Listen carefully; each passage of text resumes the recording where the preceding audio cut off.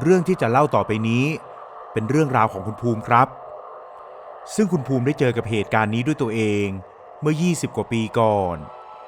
เป็นเรื่องราวในสมัยที่คุณพ่อยังมีชีวิตอยู่คุณพ่อของคุณภูมิมีอาชีพค้าขายของเก่า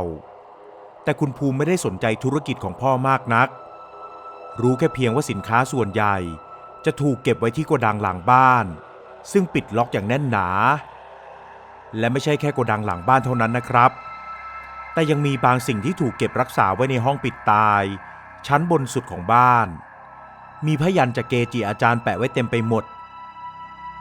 คุณพ่อบอกเพียงว่าห้ามเข้าไปในห้องนั้นโดยเด็ดขาดและตั้งแต่จำความได้คุณภูมิเองก็ไม่เคยเห็นคุณพ่อเข้าไปในห้องนั้นเช่นกันเมื่อถามถึงเหตุผลคุณพ่อก็ไม่เคยตอบเลยสักครั้งจนสุดท้ายคุณภูมิจึงเลิกถามไปเองกลายเป็นความเคยชินที่ทำให้ไม่ได้สนใจห้องนั้นอีกเลยจนกระทั่งเมื่อราว10 ปีก่อนพ่อของคุณภูมิป่วยหนักวันหนึ่งขณะที่เฝ้าไข้คุณพ่ออยู่ที่โรงพยาบาลคุณภูมิได้ถามถึงเรื่องห้องปิดตายนั้นอีกครั้งและคราวนี้คุณพ่อก็ยอมตอบครับท่านบอกเพียงว่าห้องนั้นเก็บรักษาความลับที่ไม่ควรมีคนรู้และเป็นสิ่งที่ไม่สมควรมีอยู่ในโลกนี้พร้อมกับบอกว่าเมื่อไหร่ที่ได้ออกจากโรงพยาบาลคราวนี้ท่านจะเผามันให้สิ้นซากแต่วันนั้นมันก็ไม่เคยมาถึงเมื่ออาการของคุณพ่อยิ่งทรุดหนักลงเรื่อยๆจนในที่สุดคุณพ่อของคุณภูมิก็จากโลกนี้ไปคุณภูมิเล่าว่าตอนนั้นเขาได้ยินเสียงหัวเราะแหลมสูงที่ฟังดูประหลาดพร้อมกับลมเย็นเฉียบที่พัดวูบเข้ามาในห้องผู้ป่วย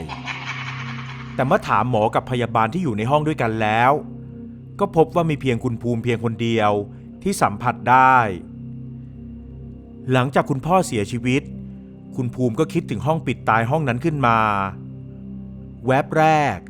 เขาคิดถึงคำพูดของผู้เป็นพ่อว่าจะกลับมาเผาทิ้งแต่ความอยากรู้อยากเห็นมันกลับมีมากกว่าคุณภูมิจึงตัดสินใจขัดคำสั่งของพ่อและเรียกช่างมาตัดแม่กุญแจกับโซ่เส้นหนาที่คล้องประตูห้องไว้ออกไปเสียในทีแรกช่างตัดกุญแจก็ปฏิเสธเพราะเห็นแผ่นผ้ายันที่แปะอยู่หน้าห้องด้วยตัวช่างเองแกเป็นคนแถบภาคอีสานด้วยจึงคุ้นเคยกับเรื่องพวกนี้เป็นอย่างดีเขาบอกว่ามันคือยันสะกดวิญญาณใช้สะกดพลังอาฆาตของผีตายโหงไม่ให้ออกมาสร้างความเดือดร้อนแต่ว่าคุณภูมิในตอนนั้น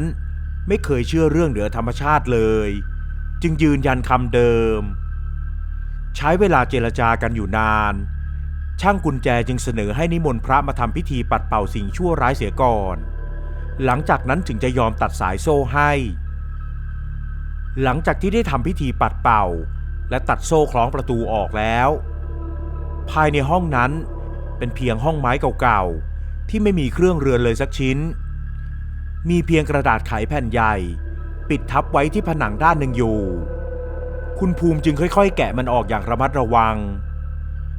ยิ่งกระดาษไขใบนั้นหลุดออกมามากเท่าไหร่คุณภูมิก็ยิ่งรู้สึกว่าบรรยากาศในห้องเริ่มอึดอัดขึ้นเหมือนมีมวลอากาศมากดทับจนเขาแทบหายใจไม่ออกลมหวีดหวิวที่พัดโกรกเข้ามาในห้องรวมตัวกันคล้ายกับเสียงร้องห้ามของชายแก่ผสมกับเสียงแหลมสูงที่กำลังร้องระงมคุณภูมิพยายามปิดกระดาษนั้นกลับไปเหมือนเดิมแต่เขากลับไม่สามารถหยุดการกระทำของตัวเองได้แล้วในที่สุดคุณภูมิก็ได้เห็นมันครับแผ่นหนังที่ถูกแต่งแต้มไว้ด้วยสีสันต่างๆที่เริ่มซีดจางไปตามกาลเวลา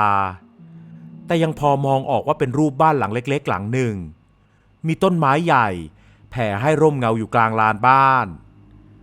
ที่ใต้ต้นไม้คือชายหญิงคู่หนึ่งยืนเคียงกันในอ้อมกอดของหญิงสาวเหมือนจะอุ้มบางสิ่งไว้ซึ่งคุณภูมิก็มองเห็นไม่ชัดนักรูปบนผืนหนังนั้นให้ความรู้สึกคุ้นเคยอย่างน่าประหลาดอีกทั้งยังเต็มเปี่ยมไปด้วยห้วงอารมณ์ที่แรงกล้าเพียงแค่จ้องมองก็รู้สึกได้ถึงความโศกเศร้าและเครียดแค้นรุนแรงจนปั่นป่วนในความคิดไปหมดคุณภูมิจึงตัดสินใจนำภาพวาดนั้นออกมาแขวนไว้ที่ห้องรับแขกกลางของบ้าน และทำความสะอาดห้องปิดตายนั้นเพื่อไว้ใช้ประโยชน์อะไรต่อในอนาคตทุกอย่างดูเหมือนว่าจะดำเนินไปตามปกติจนกระทั่งวันหนึ่งเขาสังเกตว่าจุดสีแดงบนผืนหนังนั้นมันดูเข้มและขยายกว้างมากขึ้นตอนแรกเขาคิดว่าเป็นเพราะสภาพอากาศที่ร้อนชื้นของฤดูฝนจึงสั่งให้ช่างมาทำกรอบกระจกใส่ครอบไว้แต่ก็ไร้ผลวงสีแดงนั้นกลับขยายใหญ่ขึ้นเรื่อยๆเข้มขึ้นเรื่อยๆจนกลายเป็นสีแดงคล้ำคล้ายกับสีของเลือด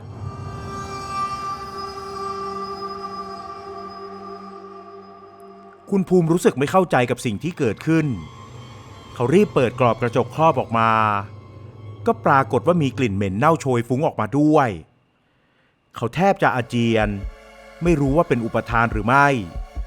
แต่เขาสัมผัสได้ถึงกลิ่นไอของความตายที่มาลอยวนเวียนอยู่ในขณะนั้นคุณภูมิจึงรวบรวมความกล้าเอานิ้วมือไปสัมผัสกับสีแดงที่กำลังแผ่ขยาย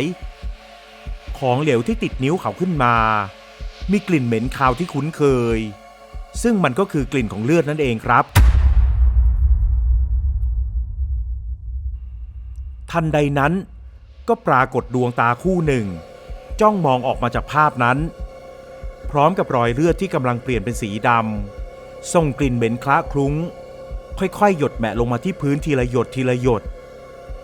พื้นหนังแผ่นนั้นเริ่มหดเกร็งก่อนจะบิดไปบิดมาราวกับมีชีวิต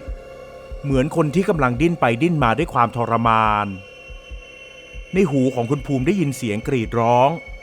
พร้อมกับเสียงท่องมนต์คาถาซึ่งอัดแน่นไปด้วยความรู้สึกเครียดแค้นและนั่นก็คือสิ่งสุดท้ายที่คุณภูมิสัมผัสได้ก่อนที่จะหมดสติไปและเขาก็ฝันร้ายคุณภูมิจำความฝันคราวนั้นไม่ได้แต่สิ่งที่พอจะนึกออกในห้วงความทรงจำก็คือในความมืดเขาเห็นหญิงสาวคนหนึ่งกำลังกรีดร้องอย่างทุกข์ทรมานเธอคืบคลานเข้ามาหาคุณภูมิพร้อมกับมือที่เหี่ยวแห้งพยายามยกขึ้นไขว่คว้าใบหน้าของหญิงคนนั้นให้ความรู้สึกคุ้นเคยเป็นอย่างมากแต่ยังไม่ทันจะได้สังเกตอย่างละเอียดก็มีควันสีดำพุ่งขึ้นมาแล้วฉุดกระชากผู้หญิงคนนั้นลงสู่ใต้พื้นดินก่อนจะฉีกถึงร่างของเธอให้แยกออกเป็นสิ่งเสี่ยง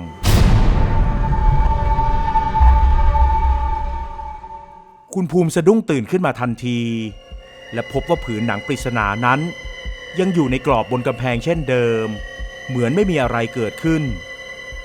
เมื่อรวบรวมความกล้าแล้วเดินเข้าไปดูใกล้ๆก็ต้องใจหายวาบยิ่งกว่าเดิมเพราะรอยเลือดที่แผ่ขยายออกนั้นมันได้หายไปแล้วพร้อมกับหญิงสาวบนภาพวาดเหลือเพียงจุดแต้มสีแดงสดจุดเล็กๆคล้ายดอกไม้สีแดงกำลังผลิบานวันรุ่งขึ้นคุณภูมิจึงรีบเดินทางไปที่วัดเพื่อทำบุญให้กับหญิงสาวคนที่เขาฝันเห็นนั้นหลังจากถวายสังฆทานเสร็จเรียบร้อยแล้วเขาจึงตัดสินใจถามพระชราเกี่ยวกับเรื่องที่เกิดขึ้นเมื่อคืนท่านตอบเพียงแค่ว่าวิญญาณตนนั้น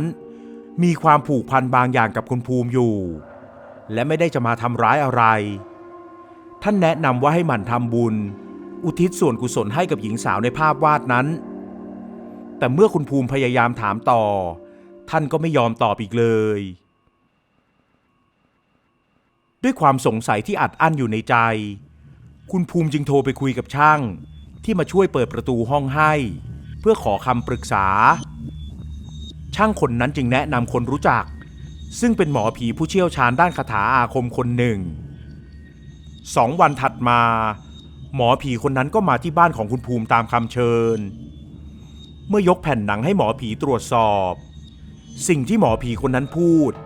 ทำให้คุณภูมิตกใจจนแทบสิ้นสติผืนหนังนั้นไม่ใช่หนังสัตว์อย่างที่เข้าใจแต่มันคือหนังของมนุษย์ซึ่งถูกถลกออกมาทั้งเป็นและทำพิธีกักขังวิญญาณสาปแช่งไม่ให้ได้ไปผุดไปเกิดผืนหนังนี้จึงบรรจุความแค้นไว้อย่างเข้มข้นหรือที่เรียกเป็นภาษาชาวบ้านว่าผีเฮี้ยนนั่นแหละครับคุณภูมิสอบถามถึงวิธีป้องกันหมอผีจึงได้ให้คาถาไล่ผีมาหลายบทพร้อมกับมอบตะกรุดป้องกันสิ่งชั่วร้ายไว้ให้ด้วยแล้วก็กำชับเตือนว่าวิญญาณตนนี้สะสมพลังงานมานาน ซ้ำในอดีตยังเคยเล่นคาถามนต์ดำจึงมีอิทธิฤทธิ์มากกว่าผีทั่วไปนับจากวันนั้นทุกอย่างในบ้านก็ไม่เหมือนเดิมอีกต่อไปดูเหมือนว่าวิญญาณตนนั้นจะล่วงรู้ถึงจุดประสงค์ของคุณภูมิจึงพยายามขัดขวางทุกวิถีทางในตอนแรกก็เป็นเพียงเหตุการณ์เล็กๆน้อยๆเช่นข้าวของเครื่องใช้ในบ้านเคลื่อนที่ได้เองมีเสียงเดินในบ้านหรือเสียงร้องโหยหวนซึ่งลอยมาตามสายลมแต่นับวันก็ยิ่งหนักขึ้นเรื่อยๆจนคุณภูมิเริ่มทนไม่ไหวทุกครั้งที่นอนจะรู้สึกกระสับกระส่ายข่มตาหลับไม่ลงบางครั้งก็รู้สึกคล้ายมีน้ำหนักกดทับบนหน้าอกจนเขาหายใจไม่ออกคุณภูมิคิดถึงคำพูดของพระชราขึ้นมาได้ว่าวิญญาณตนนี้ไม่ได้มาร้ายเขาจึงตัดสินใจเลิกท่องคาถาป้องกันและนำตะกรุดไปเก็บไว้ทุกอย่างเริ่มสงบลงเหลือเพียงความรู้สึกเย็นเยือกและกลิ่นหอมของดอกไม้ที่พัดโชยมาเป็นบางช่วงเท่านั้นตอนแรกคุณภูมิไม่ได้คิดอะไรมากนักจนเมื่อเขาเห็นกลีบดอกไม้สีชมพูในห้องนอนซึ่งมีกลิ่นหอมชวนดมเหมือนกับที่ได้กลิ่นอยู่บ่อยๆในช่วงหลังมานี้แต่ที่น่าแปลกก็คือในบ้านของเขาไม่มีต้นไม้ที่มีดอกสีชมพูเลยแม้แต่ต้นเดียวหลังจากวันนั้นกลีบดอกไม้ชนิดเดิมก็ปรากฏตามที่ต่างๆในบริเวณบ้านยามค่ำคืนเมื่อลองสังเกตดูดีๆแล้วคุณภูมิก็พบว่ากลีบดอกไม้เหล่านี้มันกำลังบอกอะไรบางอย่างกับเขามันเรียงต่อกันเป็นเส้นทางเหมือนจะพยายามนำพาเขาไปยังที่แห่งหนึ่งเวลาผ่านไปประมาณ3 อาทิตย์ในที่สุดคุณภูมิก็ได้รู้ว่าดอกไม้เหล่านั้นมันมาจากไหนเมื่อมาสังเกตดูจุดสีแดงคล้ายดอกไม้บนผืนหนังนั้นเขาพบว่ามันร่วงโรยจนเกือบหมดต้นเหลือเพียงกิ่งก้านแห้งโล้นที่มีจุดสีแดงของดอกไม้ไม่ถึง10 จุดเท่านั้นจนถึงวันที่ดอกไม้ในภาพวาดร่วงโรยจนหมดกลีบดอกไม้กลีบสุดท้ายก็นำทางเขาไปสู่ห้องเก็บของเก่าห้องหนึ่งในบ้านซึ่งเขาไม่เคยสนใจจะเข้าไปคุณภูมิจึงตัดสินใจเปิดเข้าไปดูในห้องนั้นมีฝุ่นจับอยู่บ้างแต่โดยรวมค่อนข้างสะอาดคาดว่าคุณพ่อคงจะเข้ามาทำความสะอาดเป็นประจำในตอนที่ยังมีชีวิตอยู่เขาหันซ้ายมองขวาเพราะไม่รู้ว่าจะเริ่มค้นจากตรงไหนดีทันใดนั้นก็มีสมุดเก่าๆเล่มหนึ่งตกลงมาตรงหน้าในนั้นมีรูปถ่ายสีซีดจางแปะไว้เต็มไปหมดคุณภูมิพลิกหน้ากระดาษไปมาจนมาสะดุดตากับรูปภาพที่สอดอยู่ในหน้าสุดท้ายมันเป็นรูปถ่ายของครอบครัวหนึ่ง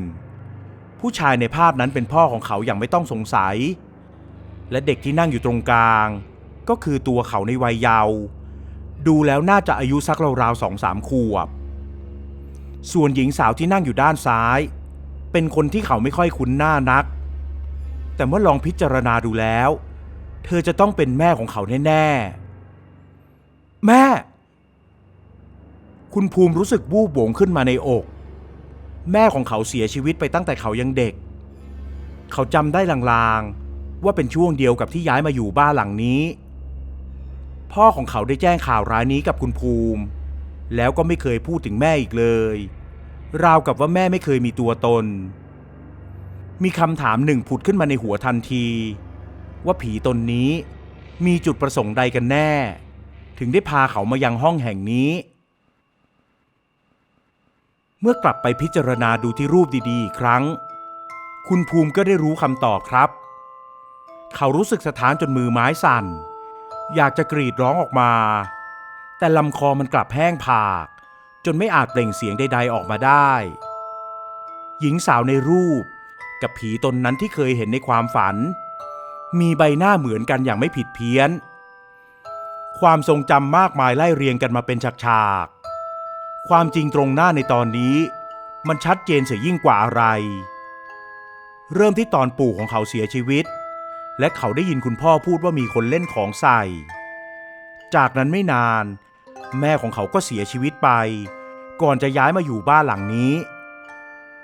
ห้องนั้นถูกปิดตายตั้งแต่วันแรกที่พวกเขาเข้ามาอยู่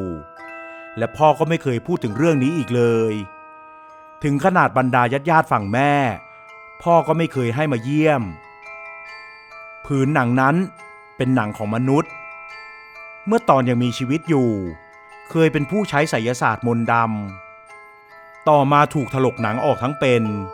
แล้ววิญญาณก็ถูกกักขังอยู่ในนี้จนถึงวันที่คุณภูมิได้ตัดกุญแจและเปิดประตูเข้าไปจากนั้นผีตนนั้นก็พยายามพาเขามาที่ห้องแห่งนี้ทำให้เขาได้เห็นภาพที่ไม่เคยเห็นมาก่อน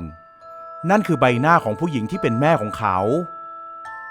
คุณภูมิหยุดความคิดของตนเองไว้เพียงแค่นั้นเขาไม่ต้องการจะรับรู้และหาคำตอบใดๆอีกแล้วหลังจากนั้นไม่นานคุณภูมิตัดสินใจทุบบ้านหลังนี้และขายที่ดินนั้นก่อนจะย้ายไปใช้ชีวิตที่ต่างจังหวัด